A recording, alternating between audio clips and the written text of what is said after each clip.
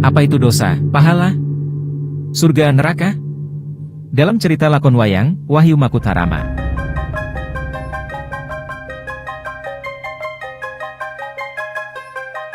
Pada salah satu adegan, Alkisah di alam arwah, terjadi percakapan antara arwah Rahwana dan arwah Kumbokarno, adiknya. Semua orang Jawa tahu bahwa Rahwana ketika masih hidup di bumi adalah tokoh angkara murka dan Kumbokarno adalah tokoh baik tetapi agak tolol dan pemalas. Kumbokarno hobinya tidur, bangun tidur siang hari, bahkan bisa tahan tidur sampai 6 bulan, tetapi rajin menyembah Tuhan, rajin meditasi semedi. Percakapan kedua arwah tersebut. Kumbokarno, Kakang, aku tidak mau lagi ikutan kamu, gentayangan terus seperti ini. Ini bukan surga seperti yang diceritakan oleh guruku, ketika aku masih hidup di bumi Alengka. Jawab sang kakak Rahwana, loh, ya inilah yang namanya surga, goblok. Kita punya kebebasan, kurang apa lagi, kamu ha? Aku masih jadi raja di Tawang Gantungan, rakyatku para demit, para setan iblis, dan para makhluk halus lainnya, aku bahagia, aku sangat bahagia, aku masih berkuasa, inilah surga, hahaha. Kumbokarno, ini bukan surga, ini neraka, buktinya banyak demit. Surga itu kata guruku, banyak bidadari cantik yang siap melayani kita setiap saat, ada banyak makanan enak, tempat tidur empuk, jelas ini bukan surga. Rahwana, kamu benar-benar manusia tolol, seluruh hidupmu di dunia hanya kamu gunakan untuk nggaglak enak, mbadok dogma, makan tanpa dikunyah. Kamu itu sudah wujud tubuh halus, kamu tidak perlu makan dan minum, tidak perlu kentu, tidak perlu tempat tidur kasur empuk seperti waktu kita berwujud badan kasar di bumi. Lol. Tolol. Kumbokarno, tetapi Kakang dahulu ketika menjadi Raja Alengka kan banyak dosa, berarti aku yakin ini neraka teh Kang. Orang banyak dosa tempatnya pasti neraka. Aku orang baik, rajin ibadah, rajin meditasi, banyak pahala aku sudah tercerahkan, mestinya aku bertempat di surga, kita pasti berbeda tempat, Kang. Kok ini aku di sini gentayangan bersama Kakang? Rahwana, keparat. Kamu menghakimi aku banyak dosa, GR. Rasa kamu banyak pahala, mengaku tercerahkan pula, dasar tolol, memangnya kamu Tuhan ha? Dengar baik-baik gobokmu, kupingmu, buka lebar ya. Dosa itu adalah perbuatan yang mengakibatkan orang lain menderita, atau masyarakat banyak menderita. Pahala adalah perbuatan yang membuat orang lain bahagia, atau masyarakat banyak bahagia. Tunjukkan di mana perbuatanku yang membuat orang lain menderita, ha? Rakyat Alengka bahagia, rakyat Alengka bangga kepadaku.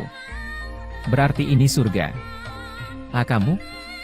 Rajin ibadah, rajin meditasi, rajin semedi, tetapi nol tak pernah berbuat baik pada orang lain.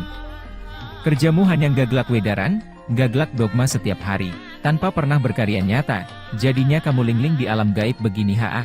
Faham? Kumbokarno masih ngeyel, buktinya Kakang menjadi Raja Demit? Rahwana, lah, ini sudah menjadi tugasku dari Yang Maha Hidup aku menjadi Raja Demit di Tawang Gantungan. Para Demit pun juga hanya menjalankan tugas menggoda manusia. Jika manusia memusuhin Demit, mereka para Demit juga akan memusuhin. Semua makhluk memiliki peranan masing-masing. Aku bahagia dengan perananku ini, surga atau neraka itu adalah tergantung rasa hatimu saja, ngerti? Kumbokarno, pokoknya aku gak sudi ikut kamu, aku pamit pergi mau mencari surga. Kang. Rahwana, wahahaha korban dogma, minggatlah sana, kamu manusia dungu, semoga bertemu surga. Arwah Kumbokarno yang merasa berhak atas surga pergi ngelambrang merana mencari surga meninggalkan kakaknya. Dalam pengembaraannya mencari surga arwah Kumbokarno terkejut bertemu mantan istrinya Dewi Kiswani seorang bidadari cantik. Berkatalah Kumbokarno. Kumbokarno, aduh istriku Dewi Kiswani, kanugrahan aku bisa bertemu di kau istriku. Aku kok menjadi arwah gentayangan begini, salahku apa ketika hidup di bumi? Hayo, Yai, tolong tunjukkan jalan menuju surga. Kamu sudah berada di surga pasti tahu jalannya, hem? Ayolah tolong tunjukkan, istriku. Dewi Kiswani, Kakang Kumbokarno, aku sudah kembali menjadi bidadari kahyangan, aku bukanlah istrimu lagi. Surga itu bukanlah merupakan suatu tempat secara fisik, tetapi adalah suatu rasa dari pencapaian tingkat kesadaranmu ketika Kakang masih hidup di bumi. Tingkat kesadaran terakhir Kakang sebelum meninggalkan dunia materi itulah pencapaianmu Kakang. Jika Kakang Mas Kumbokarno dahulu meyakini yang lain, misalnya dogma tentang surga adalah suatu tempat yang indah, maka akibatnya Kakang terus mencari tiada ketemu seperti ini. Surga atau neraka adalah rasa hatimu sendiri. Kakang sudah berbadan halus, tidak akan dapat menikmati surga seperti ketika hidup di bumi. Bila masih berangan-angan surga adalah kenikmatan seperti di bumi, maka Kakang harus kembali ke bumi melalui kelahiran yang baru. Jadi, surga adalah rasa bahagia yang berasal dari cara Kakang sendiri bagaimana melihat kehidupan, tergantung pada pikiran, tergantung pada kesadaran Kakang Mas Kumbokarno. Kumbokarno, waduh, aku kok malah bingung penjelasanmu bulat begitu? Maksudku aku bertanya surga itu ada di mana tempatnya, jalannya lewat mana? Kok malah mumet aku, Kiswani? Dewi Kiswani, Wilhadalah, begini saja Kakang, aku sudah ditunggu para bidadari yang lain, sekarang. Kakang temui saja Yai Wibisana Yege sekarang sudah menjadi orang suci, sedang membrahmana bertapa di puncak Gunung Mangliawan. Bertanyakah kepada adikmu Begawan Wibisana, dia tahu jalannya surga. Kumbokarno, oke, jika begitu, aku akan ke sana menemui adikku Wibisana, minta ditunjukkan jalan menuju surga.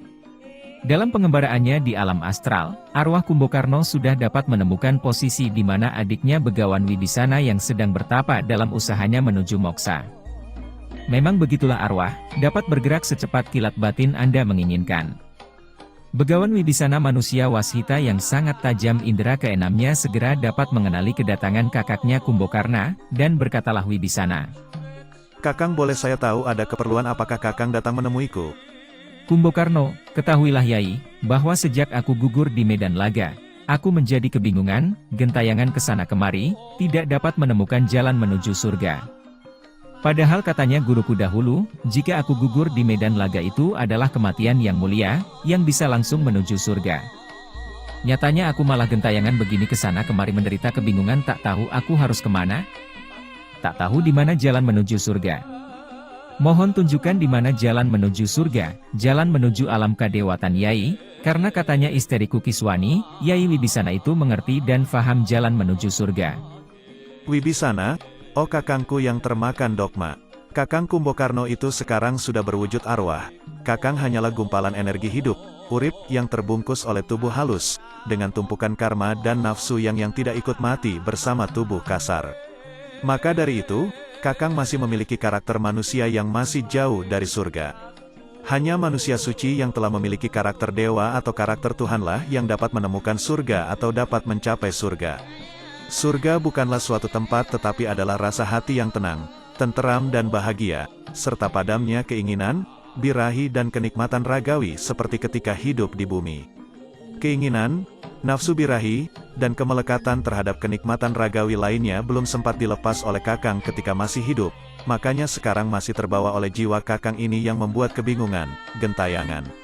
Karakter manusia, tumpukan karma inilah yang kelak akan mendorong Kakang terlahir kembali ke bumi untuk membersihkan atau menjalani semua karma yang tersisa. Kumbokarno, aku sangat trauma kembali ke bumi, aku masih ingat bagaimana tersiksanya ketika badanku dipotong-potong di medan laga sebelum ajal. Aku ingin dibersihkan saja di alam gaib ini, bisakah Yai? Bantulah aku Yai dengan doa-doamu, dengan mantra-mantramu yang ampuh. Ayolah Yai, katanya Yai Wibisana itu manusia tercerahkan, pasti bisa dong Yai?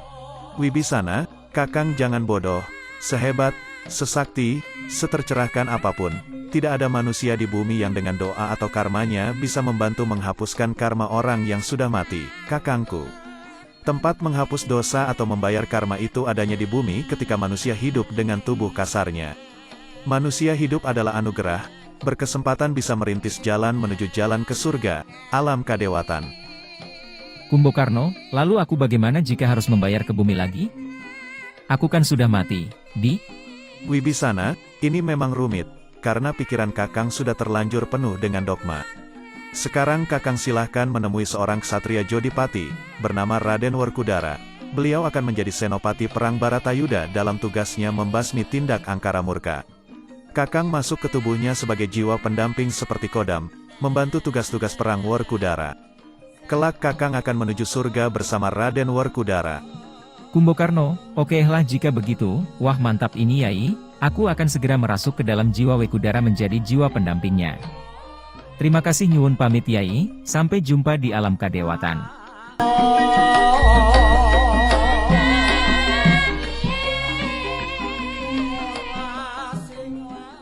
Kumbokarno berhasil merasuk ke dalam tubuh Raden Werkudara sebagai jiwa pendamping yang menjadikan Raden Werkudara memiliki kekuatan 100x lipat lebih perkasa dan tak terkalahkan dalam perang Baratayuda.